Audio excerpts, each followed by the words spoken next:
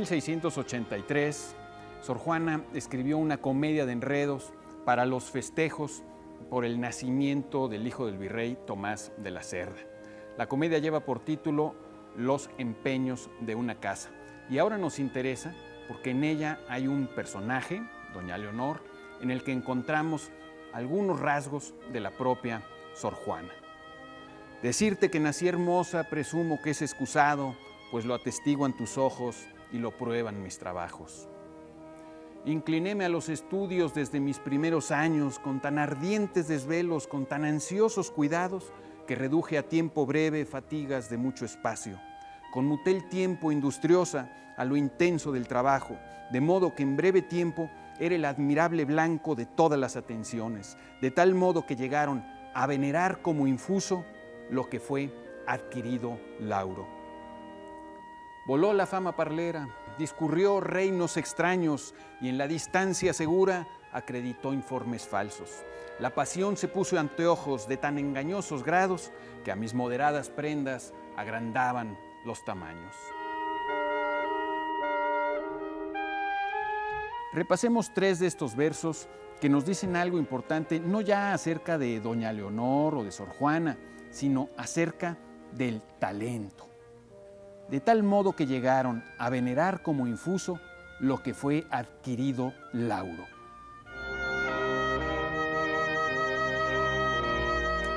Infuso significa infundido, es decir, como un don o como una gracia otorgada por Dios que no cuesta nada a quien la recibe.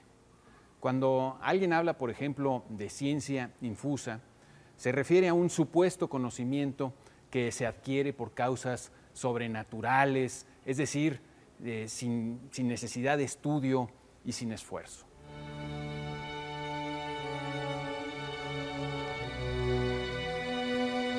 En estos versos, Sor Juana nos deja una importante aclaración. Ella no nació genial ni es una iluminada, sino que cultivó su inteligencia con ardientes desvelos y con ansiosos cuidados desde su más tierna infancia.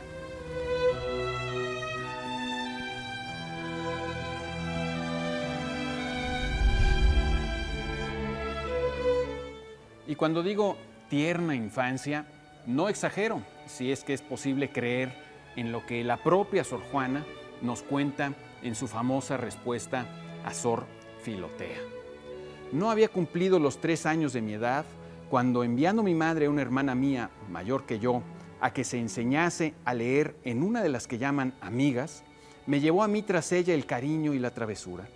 Y viendo que la daban lección, me encendí yo de manera en el deseo de saber leer, que, engañando a mi parecer a la maestra, la dije que mi madre ordenaba me diese lección. Ella no lo creyó porque no era creíble, pero por complacer al donaire me la dio. Proseguí yo en ir y ella prosiguió en enseñarme, ya no de burlas, porque la desengañó la experiencia, y supe leer en tan breve tiempo que ya sabía cuando lo supo mi madre, a quien la maestra lo ocultó por darle el gusto por entero y recibir el galardón por junto. Y yo lo callé, creyendo que me azotarían por haberlo hecho sin orden. Aún vive la que me enseñó, Dios la guarde, y puede testificarlo.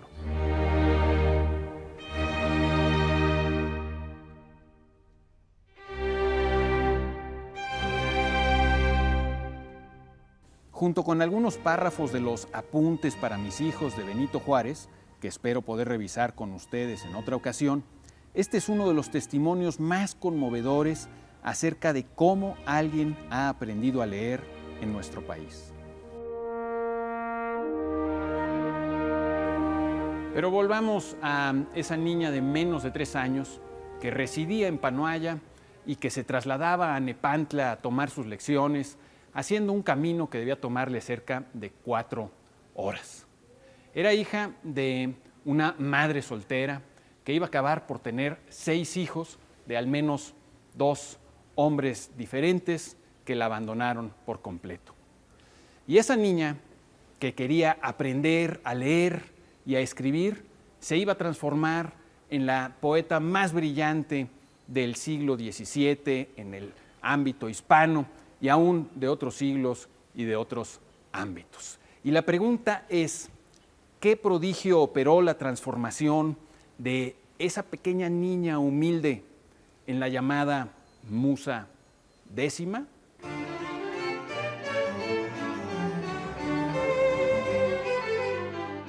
La respuesta suele ser la genialidad, o bien la inspiración divina. Pero eso es tanto como llevarle la contra a Sor Juana, que una y otra vez escribió acerca de los muchos trabajos que le costó llegar a dominar la lengua española y a conocer las letras humanas.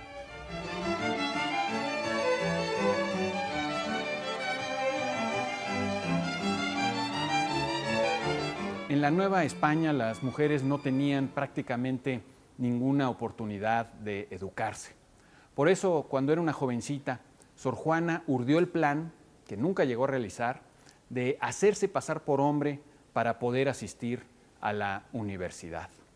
Pero de lo que nunca desistió fue de su deseo ardiente y ejemplar por adquirir conocimientos.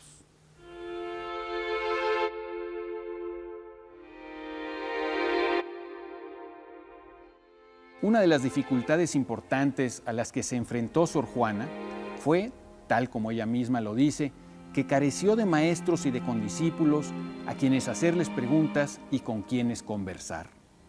Todo lo aprendió, según cuenta en el prólogo al segundo volumen de sus obras, publicado en Sevilla en 1691, en el mudo magisterio de los libros. Y añade con melancolía: nunca he sabido cómo suena la voz viva de los maestros.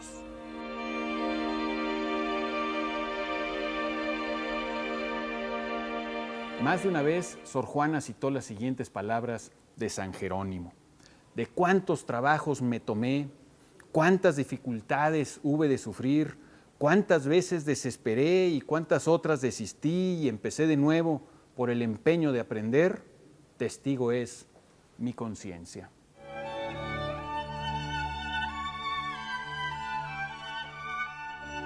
Esto me recuerda a algo que decía Pablo de Sarasate, el compositor español, uno de los grandes virtuosos del violín de todos los tiempos. He trabajado 14 horas diarias durante 37 años y ahora me llaman genio. Lo que luce como genialidad para terceras personas no es más que trabajo esforzado y progresivamente más exigente para la primera persona.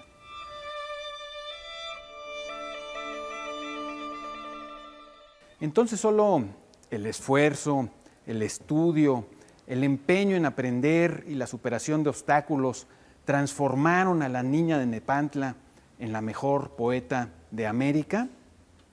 Sí y no. Sería absurdo decir que basta con esforzarse al máximo para llegar a la cumbre. Muchos son los que se esfuerzan y por definición solo unos cuantos alcanzan la cúspide en cualquier disciplina.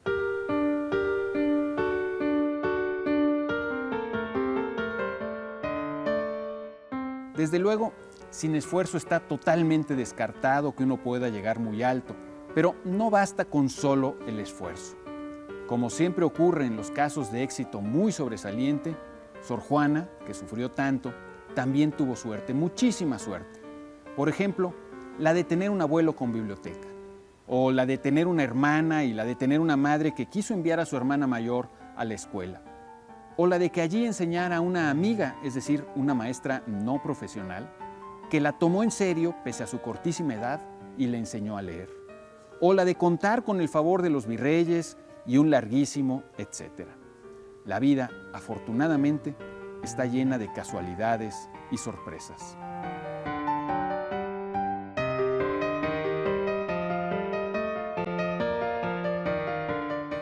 Si hoy hemos hablado tanto acerca de Sor Juana, ha sido por 3 razones. La primera, porque nunca está de más hablar sobre Sor Juana, leerla, citarla, disfrutarla.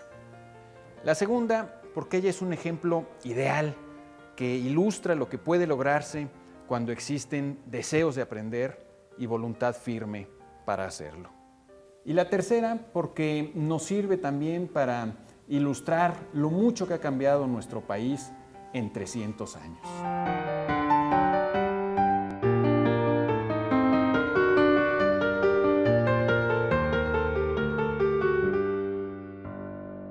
Por ejemplo, hoy hay más mujeres que hombres estudiando en las universidades. Hoy la cobertura escolar es amplísima y el conocimiento y la información circulan como nunca antes y es realmente muy fácil acceder a ellos. Además, podemos leer lo que nos dé la gana y escribir sin temor a ser encarcelados o incluso quemados por la Inquisición o por otro poder ideológico. Las ventajas de nuestro país en comparación a la Nueva España son muchas, pero tristemente sigue siendo cierto que no hemos podido construir una meritocracia digna de este nombre.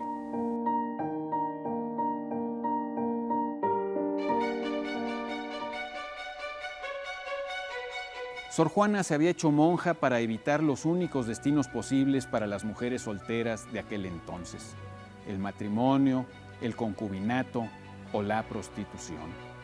No quería ser monja, pero el convento le ofrecía al menos la oportunidad de pasar mucho tiempo con sus libros sin ser molestada ni asediada por los hombres.